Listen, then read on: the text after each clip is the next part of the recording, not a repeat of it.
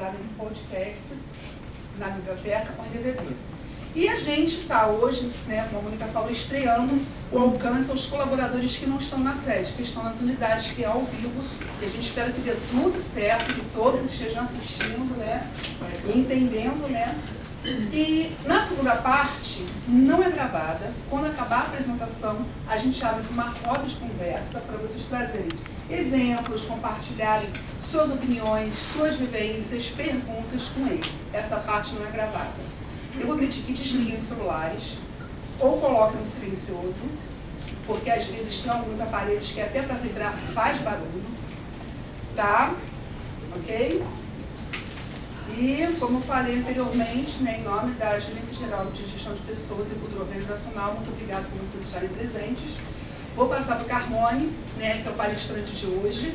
Ele é médico do trabalho, também atua, né, com medicina integrada, medicina tradicional chinesa, acupuntura e antropólogo. Ele é lotado, nosso colaborador da divisão da DISAL, de saúde ocupacional, da Gerência de Saúde e Segurança do Trabalho. Aproveitem. Muita coisa que vocês vão ouvir, a ficha vai cair. Vai cair, a gente vai repensar nossos modelos, nossas atuações, nossa vida, nossas atitudes. Obrigada pela presença de todos. Seja bem-vindo. Bom dia. Bom dia. Eu trouxe esse tema, quer dizer, foi até a pedido da GGG. Eu queria agradecer, né, a GGG, a Gerência de Saúde, a Divisão de Saúde Ocupacional, que é de SAL, por poder proporcionar esse encontro também, né? E a pedido da GGG, a gente trouxe esse tema, que é um tema que hoje está muito em voga, está sendo muito discutido, né? Nos meios acadêmicos, nas mídias sociais, né? E é um tema que é palpitante, por quê? Porque a maioria das pessoas estão vivendo isso, se não está vivendo isso socialmente, está vivendo dentro de casa, né? Com a família, com o filho, com o marido, com a esposa, com o amigo, no ambiente de trabalho, enfim, no meio social de um modo geral, né? Então, eu vou passar aqui o primeiro slide. Então, a ideia é o quê? Né? Eu trouxe a estruturação da sociedade, de um modo geral, ela vem passando por transformações consideráveis no decorrer do tempo. Né? Da década de 50, da década de 60 para cá, ou pós a Revolução Industrial, essa sociedade ela vem passando por transformações, principalmente tecnológicas. A tecnologia ela é muito importante, quanto que a gente ganha com ela, né? As empresas, as indústrias, quanto que a gente ganhou em termos de velocidade de produção, em termos de construção de ideias. Hoje a gente consegue fazer pesquisa na internet, a gente consegue ter acesso a informações de uma forma muito rápida, né? Consegue conectar o mundo inteiro na palma da mão, né? A gente tem o mundo na palma da mão. Consegue falar com as pessoas, as distâncias ficaram mitigadas, né? Porque hoje a gente fala com gente do outro lado do globo, como se ela estivesse aqui batendo um papo com a gente. Isso foi bacana, isso foi um grande avanço, né? Às vezes as pessoas têm filhos que moram fora e você consegue ter acesso a notícias quase que diárias, né? Que antigamente a ligação telefônica era caríssima e hoje a gente consegue via celular, Skype, Hangout, enfim, as ferramentas de tecnologia que a internet nos proporciona alcançar essas pessoas. Porém, né, como tudo de bom, tem um lado negativo da força, né? Tem um lado negativo que vem estruturando a sociedade de uma tal maneira que vem trazendo sérias consequências do ponto de vista da patologia social, da doença social. Uma delas é o que? A sociedade do consumo, né? A sociedade do consumo e do imediato. Esse é o grande problema. E aí, para trabalhar esse tema, eu trago a filosofia e a sociologia do Zygmunt Bauman. O Zygmunt Bauman é um dos sociólogos contemporâneos, não sei se alguém aqui conhece ou já teve a oportunidade de ler algum livro dele, eu recomendo, que é um sociólogo que vinha estudando, que ele, acho que, se não me engano, já é falecido, mas ele vinha estudando a contemporaneidade dos vínculos sociais. Então, uma das coisas que o Bauman defendia, né, como teoria social, é exatamente o que? A sociedade de consumo e o senso de imediatismo. Então, esse senso de imediatismo é que está trazendo deterioração dos vínculos humanos. Por quê? que é imediato, você não constrói, você não aprimora, você não amadurece. Então as relações, elas acabam não sendo amadurecidas. Então a gente vai ver na nossa carteira de amigos, por exemplo, quem são realmente amigos. Aqueles amigos que são duráveis são os amigos que viveram uma convivialidade, ocorreram trocas, ocorreram experiências, ocorreram vivências, que aquilo gerou amadurecimento do relacionamento e a construção do vínculo, né? E exatamente o imediatismo é que está muito envolvido com a tecnologia hoje. Por quê? Hoje tem que ser tudo muito rápido, né? A velocidade tem que ser muito rápida. Então a gente não tem tempo de construir. O que é uma realidade agora, daqui a um minuto não é mais. Ela deixa de ser realidade. E essa perecividade de estruturas de relação é que gera esse imediatismo e que está gerando os processos doentios. Isso é a definição do Bauman, né, é o escopo de teoria do Bauman, que ele escreveu, inclusive, uma série de vida líquida, amor líquido. Então, quem tiver interesse, é muito interessante assim, para pesquisa mesmo. Quem tem interesse de estudar a sociedade, a maneira como o homem se relaciona com a sociedade, é um autor muito interessante. E por que ele considera isso como líquido? É porque não tem forma, não tem estrutura. E o que não tem forma, não tem estrutura, ela cai no mundo da abstração, ela cai no mundo abstrato. E quando ela cai no mundo abstrato, você fica intangível. Então, eu convido a vocês pensarem na lista de amigos de vocês do Facebook, por exemplo. Quantos amigos de Facebook vocês realmente possuem vínculo? Quantos encontros presenciais se marca no Facebook? É mais comum você ver o prato que a pessoa almoçou, né? A viagem da Europa, né? Só alegria, só felicidade, né? Como se as pessoas que vivessem ali vivessem um mundo de uma realidade abstrata, intangível. Né? E isso vai mexendo com a estima das pessoas, porque você vê uma pessoa que ganha menos que você, que faz muito menos esforço que você e está nas páginas sociais. Então isso já vai mexendo com a estrutura e vai gerando essa ilusão, de felicidade. Os budistas têm uma coisa muito interessante que eles falam o seguinte, que a felicidade ela não pode estar no local externo, ou seja, no local de fora da gente, ela tem que estar no lugar de dentro da gente, tem que estar aportada dentro da gente, numa perspectiva de autoconhecimento. E essa busca, o imediatismo gera, consequentemente, o quê? Uma busca hedonista, uma busca de prazer contínuo. Então, assim, o que é prazer eu vou buscar. O que é uma coisa contrária ao prazer, eu descarto. E a partir do momento que eu descarto, isso impede o meu burilamento, o meu crescimento humano, o meu desenvolvimento humano. Então, não é que a pessoa tem que ser masoquista, mas é em cima da diversidade que hoje nós temos imunidade, nós temos resistência para enfrentarmos mais adversidade, cada vez maiores, para que a gente vá crescendo gradativamente. Esse é o convite da vida, né? É o convite da vida. Só que nessa sociedade hedonista, onde se trabalha o perfil de consumo, o imediatismo, a pessoa não tem tempo de trabalhar essa questão, porque é tudo muito rápido e tudo muito descartável. Né? Você descarta uma amizade no Facebook com a maior facilidade, então você tem 300 amigos. Você descarta 3, amanhã você tem 360, porque entram mais 60 na sua lista pedindo amizade. Então essa questão de você não saber dosar, a pessoa não saber dosar isso, é que está gerando a base dos processos de adoecimento de vínculos sociais. As tecnologias como fator social. A tecnologia é maravilhosa. O grande problema é que nós não estamos sabendo utilizar, a gente não está tendo maturidade emocional para lidar com esse avanço tecnológico que está na palma da mão.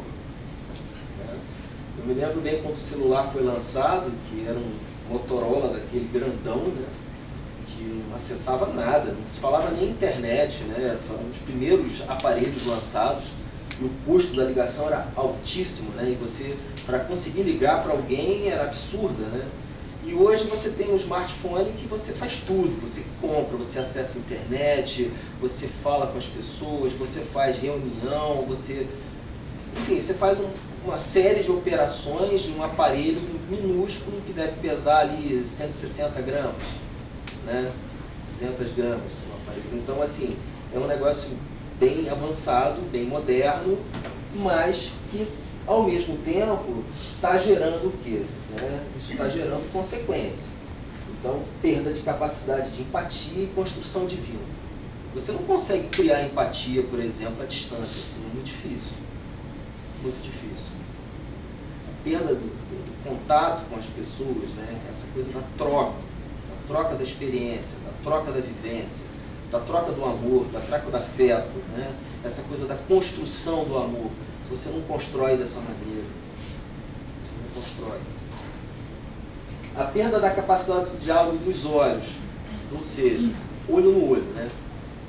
Os antigos sempre diziam isso. Você tem um assunto sério a tratar? É olho no olho. Eram duas frases, era olho no olho e o fio do bigode, né? Então você tem que olhar nos olhos da pessoa, né? Eu, quando estudei medicina chinesa, o olho, por exemplo, representa o espelho do fígado na medicina chinesa, ou seja, o fígado representa a capacidade de expansão da consciência humana e o olho é a porta de saída ou a janela que conecta esse espírito, essa alma, essa consciência ao mundo universal, ao mundo intrafísico, ao mundo multidimensional, aonde ela está conectada com essa força cósmica que é o universo. Então isso é a necessidade de olhar para as pessoas, de ter um contato olho a olho. Então essa proposta de conversando sobre é muito bacana, que a gente pode sentar aqui relaxadamente e conversar com vocês, conversar com as pessoas, trazer um pouco da experiência de cada um e trocar. É simples. É simples. A tecnologia tornou a vida complexa. Ela simplificou por um lado, mas gerou complexidade em outro. E a síndrome do pensamento acelerado. Não sei se vocês já ouviram falar nessa síndrome, né? É uma síndrome que ela está sendo defendida pelo Dr. Augusto Cury, ele é um psiquiatra muito conhecido, que é exatamente o excesso de informações que está trazendo o excesso de pensamento e está perturbando a saúde mental das pessoas, né? A saúde física e mental. Então, os adeptos que gostam de ficar com a telinha até altas horas da madrugada, trocando WhatsApp, entrando em rede social, ou fazendo links pelo celular, isso vai trazer insônia, por exemplo, vai trazer dificuldades de memorização, vai trazer excesso de ansiedade, né, que são as doenças modernas que a gente tem visto. Então, a hora, teoricamente, que já inverteu a polaridade de energia do corpo, ou seja, já chegou a noite, né, que é a inversão do Yang para o Yin. O Yin significa a noite, a escuridão, e o Yang é a luz. Então, o dia já morreu, já está nascendo a noite. Então, à noite aparece o Yin, que é a escuridão, né? Isso na visão taoísta. Então, a noite é o momento que o cérebro precisa desligar. O organismo precisa começar a diminuir a sua funcionalidade, para que o sono reparador chegue, para que a gente comece amanhã um novo dia, com novas oportunidades, novas perspectivas, novos encontros, novos crescimentos. Você tem ideia. Então, a síndrome do pensamento acelerado tem sido percebido hoje em consultórios. Eu, por exemplo, no meu consultório, eu atendo muita criança. Eu trabalho com medicina integrativa. E ela vem sempre com um diagnóstico de TDAH. É muito curioso, né? Que é transtorno de déficit de atenção. E quando você vai ver, você vai colher a história da criança com a mãe, com o responsável, você vê que o que está por trás daquilo é excesso de mídia. Eu falei, olha, antes de fechar o diagnóstico, vamos tirar um pouco a mídia, para a gente ver como é que fica. E 80% dos casos melhoram. Por quê? Porque a mãe, atribulada, chega do trabalho e oferece um tablet, um celular para a criança sossegar e ela conseguir fazer os afazeres domésticos, porque hoje a mulher tem tripla jornada de trabalho, né? O que difere da mulher da década de 60, por exemplo, 60, 70, que ela ficava mais em casa. É ótimo a mulher estar no mercado de trabalho, mas isso tem consequências do ponto de vista da criação dos filhos, porque isso repercute na criação dos filhos. Então, a criança começa a mexer com a mídia, de preferência o mais tempo possível ali, para que ela fique isolada no cantinho dela e deixe a mãe fazer os afazeres de casa, né? Consiga trabalhar em casa, consiga fazer o que tem que ser feito, né? Então, isso está gerando transtornos de ordem comportamental, mental e comportamental nas crianças. E elas estão crescendo, estão chegando à adolescência com esta mesma característica, com este mesmo comportamento. E isso está causando o quê, na verdade? Né? Esse pensamento acelerado, esse distanciamento que a mídia proporciona, uma questão de isolamento social. Então ela está começando, o adolescente principalmente, ele está começando a perder a sua integridade de grupo, a sua identificação grupal. Ele faz um grupo virtual, mas ele não faz um grupo de encontro. Hoje eu tenho alguns adolescentes que eu acompanho que têm essa característica. Eles namoram pelo WhatsApp. Então, todo o romantismo de levar a menina para tomar um sorvete, né? Sentar no banco da praça, bater um bom papo, né? Conversar descontraídamente, dizer que ama, né? É muito importante. Isso está sendo perdido. E aí, ocorre a construção dos amigos perecíveis, né? Quem são seus amigos, hein? Não sei, é fulano, mas se você encontra com eles é da sua escola? Não. Essa pessoa entrou no grupo aí, eu não sei nem quem é, mas eu já estou trocando informações eletrônicas. Né? E é um cara interessante, uma pessoa interessante. Mas como é que você sabe? Como é que você sabe que essa pessoa realmente é interessante? Né? A gente tem que ver. Né? Então essa falta de troca de afeto e experiências, que é fundamental no encontro, né? Eu quando fiz a formação da transpessoal, eu fui na Universidade da Paz, eu tive a oportunidade de ser aluno do Pierre Weil, que era um grande psicólogo, terapeuta transpessoal, e ele falava exatamente isso, né? Ele e o Roberto Crema sempre falavam isso. Ninguém cura ninguém, o que cura é um encontro. Eu gostei muito de entender isso. A gente vem de uma formação médica cartesiana, é muito complexo de entender, mas com essa questão de você se trabalhar, se desenvolver espiritualmente dentro daquilo que você acredita, né, na busca dessa espiritualização de desenvolvimento humano, você vai entendendo que é o encontro que cura, porque você troca o afeto, você desenvolve o afeto. E os encontros virtuais, que cada vez mais estão causando o quê? Anestesia emocional. Você pergunta para um jovem hoje, você fala assim, o que você está sentindo? Não sei. Ele não tem contato com o sentimento. Ele não consegue ter contato com aquilo que ele realmente sente. E se ele não tem contato com o que ele sente, ele se auto-intoxica pela emoção. E quando ele se auto-intoxica, ele adoece. E aí vem as consequências das doenças psicossociais, que hoje estão sendo muito discutidas e que tem uma perspectiva de grande impacto, de impedimento social em 2020, que é ano que vem. Nós estamos à beira dessa epidemia máxima da doença. Né? Então, é preciso, às vezes, o que tem que acontecer? Né? Uma doença física, para que os laços se reúnam. Quantas vezes acontece isso nas nossas famílias? A gente às vezes tem uma animosidade com alguém da família e aparece uma doença física em alguém para que haja reconciliação. Mas que reconciliação é essa? É o retorno do vínculo de afeto. Ou pelo doente, ou a reconciliação é com o doente, ou com o restante dos familiares. Não sei se vocês já viveram essa experiência, mas isso é uma experiência muito comum nas famílias. As famílias vivem isso. Então, esse restabelecimento, né, é o elo ligante. A doença física, ela é o elo ligante de encontro e de fraternismo, de amor entre as pessoas. O homem, na estrutura social dele, e isso a gente vê dentro da própria antropologia, ele nasceu para ser um ser social. O homem mais primitivo, se não houvesse a sociedade, por menor que fosse, ele não duraria tanto tempo. A média de vida do homem de Neandertal era em torno de 30 anos. Hoje a gente está vivendo 70, né? Graças à tecnologia, né?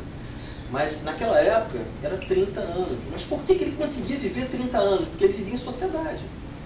Existia uma troca afetiva e amorosa de assistência, de socorro ao grupo, aos integrantes desse grupo.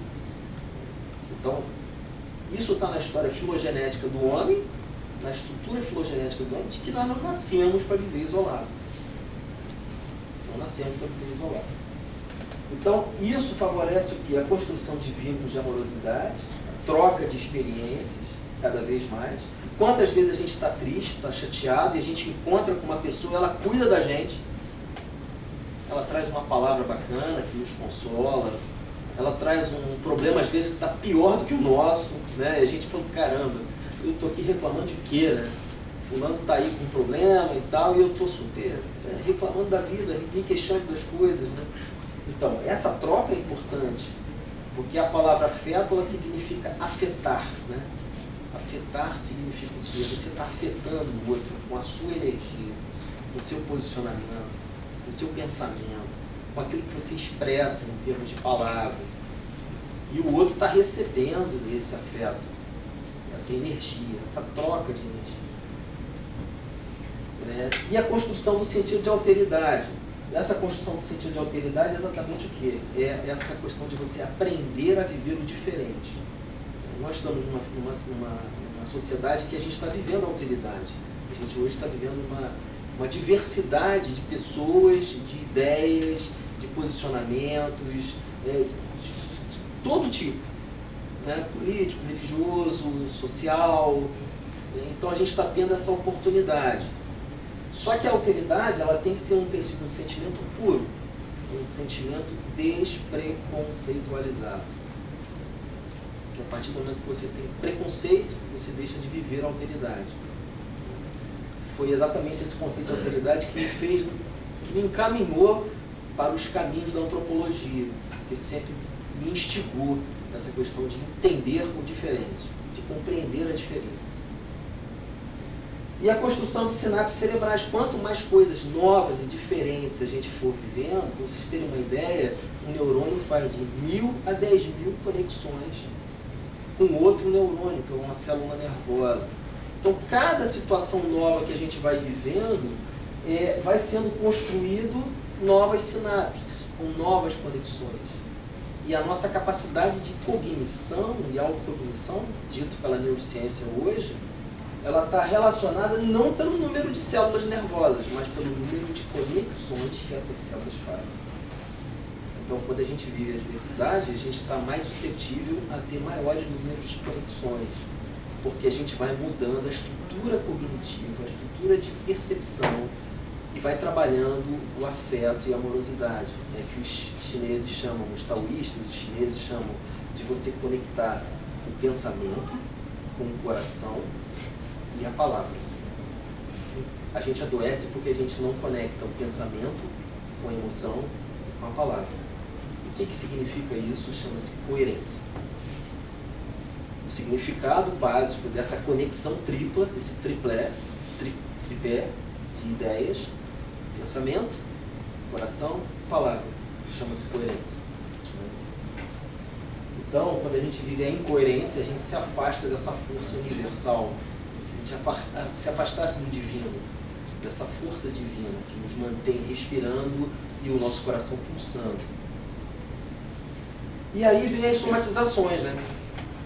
Começam os problemas, começam os isolamentos, as intoxicações, as preocupações excessivas, a defesa da autoimagem. A gente precisa defender a autoimagem, que a gente é bem sucedido. Então eu vou tirar uma foto, vou ajeitar meu cabelo, vou botar uma roupa bonita e vou lá tirar uma foto e vou botar no Facebook, né? Pra gente dar aquela maquiada, né?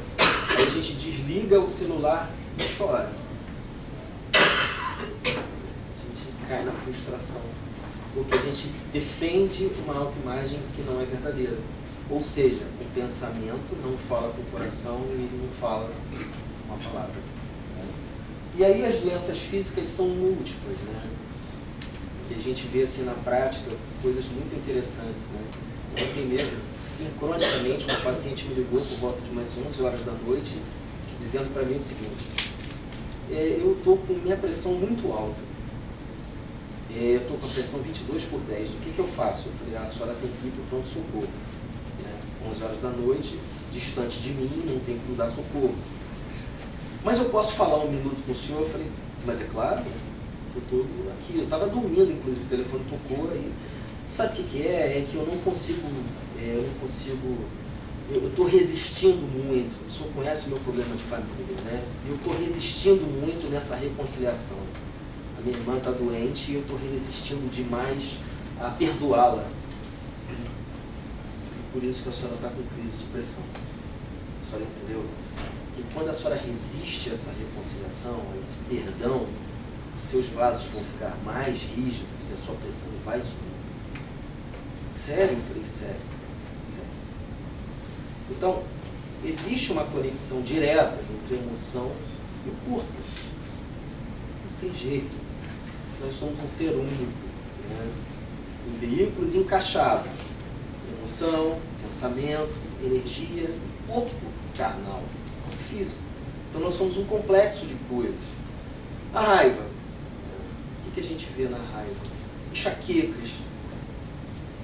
Eu canso de receber, às vezes, no consultório de acupuntura, para tratar enxaqueca, tomando um monte de remédio. E é raiva. É raiva estagnada. É raiva por algum processo emocional. Ou é frustração porque não conseguiu determinada coisa, ou problema de ordem familiar, de desentendimento familiar, e que, na medicina chinesa, isso representa fogo no fígado, é considerado fogo no fígado, e esse fogo ele acende e vai dar dor de cabeça. Então, toma 10 remédios e não resolve a enxaqueca. Então, vamos tratar a raiva. Vamos tratar a raiva com acupuntura, vamos tratar a raiva com terapia. Processos de coluna. A gente vê muito processo de coluna vinculado ao processo de medo. Medo é a coisa que a gente mais tem nessa vida, né? Basta a gente sair de casa e a gente já está com medo, né? Então, a coluna está muito vinculada ao processo do medo. Torcicolos, problemas de coluna, lombalgia, hérnia de disco, está muito vinculada às questões do medo. Medos não resolvidos, medos não superados. Na medicina chinesa, o medo está ligado ao meridiano do rim. Então, cistites de repetição está ligado a bexiga e rim, meridiano do rim. Energia estagnada no meridiano do rim, que gera cistite de repetição. Ciúmes, cistite de repetição. O câncer hoje é uma doença que está em epidemia e que está crescendo vertiginosamente. As estatísticas do INCA são assustadoras. Né? O câncer na década de 70, de 80, a gente ouvia alguém que tinha câncer, era o vizinho lá da casa 1, a gente estava na casa 100. Né? Hoje a gente vê condições da doença dentro da nossa própria família. Doenças com câncer, pessoas com câncer dentro da nossa própria família, que abarcou um público muito mais próximo da gente. E a gente vê o quanto que a gente está suscetível. Então o câncer tem uma ligação muito direta com o processo de ressentimento. São energias que não são bem trabalhadas, são mágoas cristalizadas que se cristalizam como tumor. Então, pessoas que às vezes são muito sensíveis, né? Elas são mais suscetíveis, a se ressentirem com os reveses da vida. E esse ressentimento, quando ele não é bem trabalhado, não é bem desenvolvido, consequentemente ele vai se transformar, ou ele pode se transformar, lógico, junto com fatores externos. Não é só o ressentimento. É o ressentimento associado à alimentação inadequada, inatividade física, né? Tudo que o INCA vem trazendo como perspectiva de processo de adoecimento pelo câncer é válido, é científico, está baseado em evidência. Só que houve um esquecimento aí, que é a visão integral da pessoa, que se você pode fazer todo esse processo, se você não trabalhar o teu ressentimento, a tua suscetibilidade continua alta a desenvolver a doença. Aí você tem os cânceres de mama, que é muito comum hoje, né? A mama esquerda tem uma relação direta com uma figura masculina, tem uma relação direta, por exemplo, com um conflito com o marido, pai. A mama direita tem uma relação direta com o conflito materno, conflito com mãe, irmã, com sogra.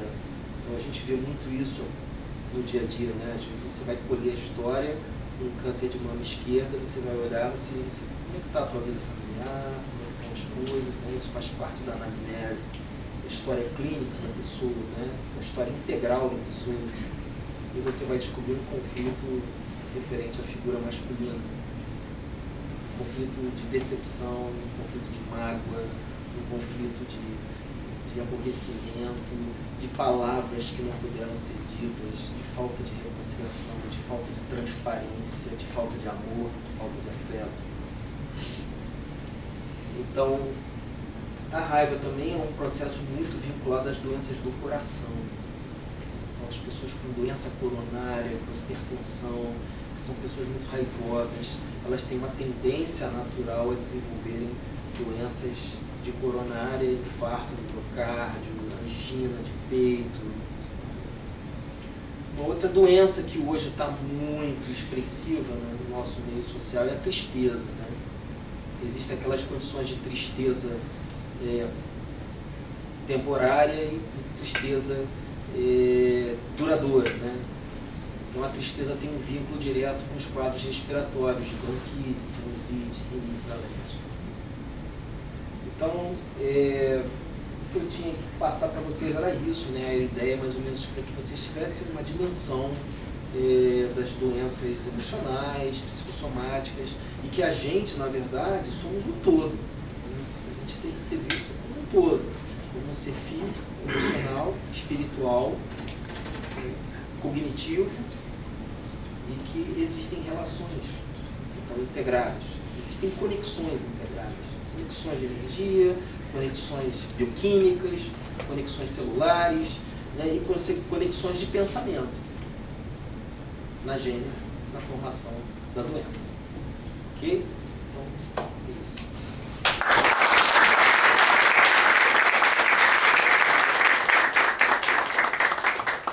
Antes de terminar essa parte da gravação, aproveitando ao vivo, primeiro eu quero agradecer, que eu sei que já tem gente na idade assistindo ao vivo. Algumas pessoas tiveram, assim, muita clareza na transmissão, né? Deu muito pela TV, outros botaram fone. O fone, o som chega bacana. Quem não botou fone achou um pouquinho distante, mas a gente vai estar corrigindo isso, tá, gente? Para o próximo, foi um teste, a gente está, assim, super feliz que pelo menos a gente conseguiu transmitir ao vivo. Eu quero agradecer a presença de vocês, que é do Carlone, e aproveitar para fazer um link. Ele não está trazendo esse tema à toa. Quando a gente fala da nossa saúde como um todo, a gente fala de vários aspectos da vida. E nesses aspectos, como ele falou, a tristeza. Então, a biblioteca é esse espaço voltado ao bem-estar intelectual, profissional. A gente traz um tema de bem-estar emocional. Então, é para que nesse Setembro Amarelo, a gente repense as nossas relações. A gente repense a nossa forma de lidar com o outro e a gente repense as nossas atitudes. E o quanto que às vezes a gente se distancia e a gente pode estar mais próximo. E o quanto que a gente pode puxar alguém que está distante para ficar mais próximo da gente. E a gente trouxe umas mensagens positivas nesses papeizinhos, fazendo essa menção. A Deise já separou várias literaturas de autores e de livros que ele citou aqui nessa apresentação, vão estar disponíveis para vocês. Tá? A gente vai encerrar agradecendo a todos e deixando essa reflexão. Setembro Amarelo, aqui até conta histórias, como é que começou isso, nesse cartaz. Que Setembro Amarelo seja uma cor, seja um tema para a gente lembrar como é que a gente também se permite ser feliz. Como é que a gente se permite chegar próximo do outro e o outro até a gente. Obrigada, Carlone, mais uma vez. Obrigado a vocês. E a gente vai encerrar para a roda de conversa. Mônica, quer falar alguma coisa?